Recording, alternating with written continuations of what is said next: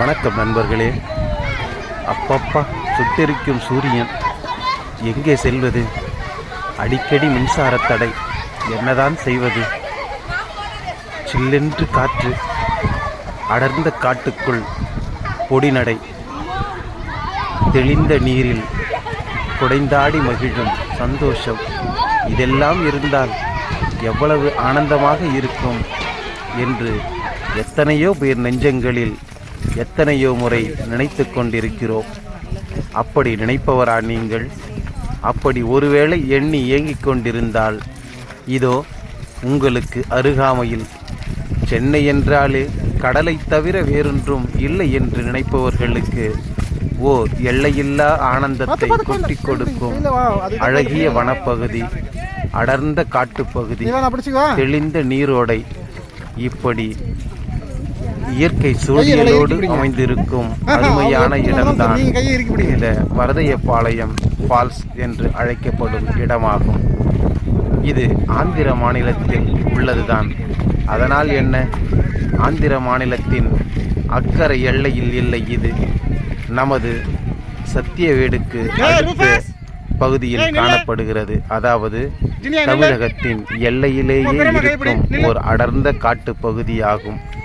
இங்கே முதல் காற்றை உற்பத்தி செய்யும் லட்சக்கணக்கான மரங்களும் தெளிந்த நீரை உருவாக்கி கொடுக்கும் அழகிய சுனைகளும், அதற்கு ஏற்றாற்போல் பாதுகாப்பு அளிப்பதற்கு ஆந்திர வனத்துறையினரும் காவல் படையினரும் இங்கே காத்திருக்கிறார்கள். அப்படி ஒரு அருமையான இடம்தான் இது.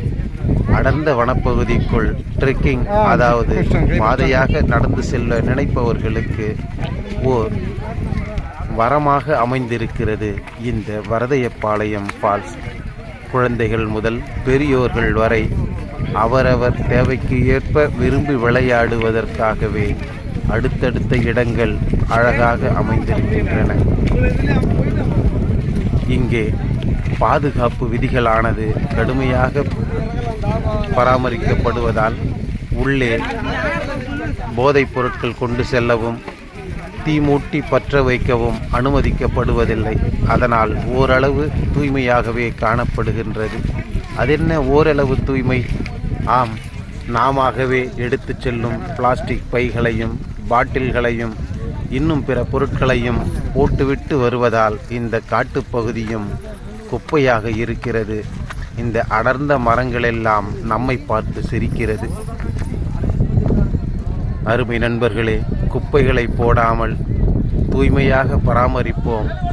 சந்தோஷங்களை அங்கிருந்து மொத்தமாக கொண்டு வருவோம். அப்படி ஓர் அருமையான இடம். வாருங்கள், இந்த கோடைக்கேற்ற குளுகுளு பகுதியாகவும் வாடிக்கிடக்கும் மனதிற்கு வருடி கொடுக்கும் அழகிய தாயின் விரல்களாகவும் இந்த இடம் அமைந்திருக்கிறது. வந்து கொண்டாடி கழியுங்கள்.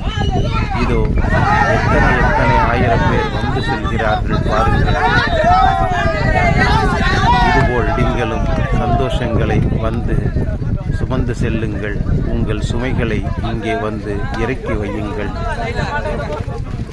சென்னைக்கு அருகில் ஆந்திரா செல்லும் தேசிய நெடுஞ்சாலையில் தடா என்னும் கிராமத்தில் இருந்து இடதுபுறமாக திரும்பி உள்ளே சென்றோமானால் காலாஸ்திரி சாலையில் வரதயபாளையம் எனும் இடம் வரும். அங்கிருந்து மீண்டும் இடதுபுறமாக சென்றோமென்றால் அடர்ந்த வனப்பகுதிக்குள் இந்த இடம் அமைந்திருக்கிறது. சென்னையிலிருந்து சுமார் 1.5 முதல் 2 மணி நேரத்தில் இந்த இடத்திற்கு சென்று விடலாம். இங்கே உணவுப் பொருட்கள் கிடைப்பது கிடையாது. குழந்தைகளுக்கும் பெரியோர்களுக்குமான சிறு சிறு நொறுக்கு பண்டங்களே கிடைக்கின்றன. ஆகையால் வேண்டிய உணவுகளை வீட்டிலேயே சமைத்து கொண்டு செல்லுமாறு உங்களை கேட்டுக்கொள்கிறோம்.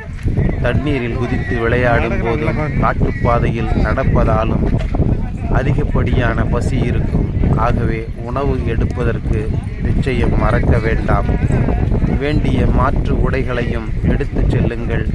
பாதுகாப்பாக வைத்துக்கொண்டு நீரில் விளையாடி மகிழுங்கள். குரங்குகள் இங்கே அதிகமாக இருக்கிறது. அவற்றோடு போட்டி போடாமல் அவற்றையும் குறை கூறாமல் நமது பொருட்களை நாம் பாதுகாப்பாக வைத்துக் கொள்வோம். சந்தோஷமாக சென்று வருவோம். ஒரு நாள் நிச்சயம் உல்லாசமான நாளாக அமையும் என்பது திண்ணம். நன்றி நண்பர்களே. இதுபோல் தொடர்ந்து காணொளிகளில் சந்திப்போம். தொடர்ந்து நாம் செல்லும் பயணங்களை உங்களோடு பகிர்ந்து கொள்கிறோம். வாருங்கள், சந்தோஷமாய் வாழுங்கள்.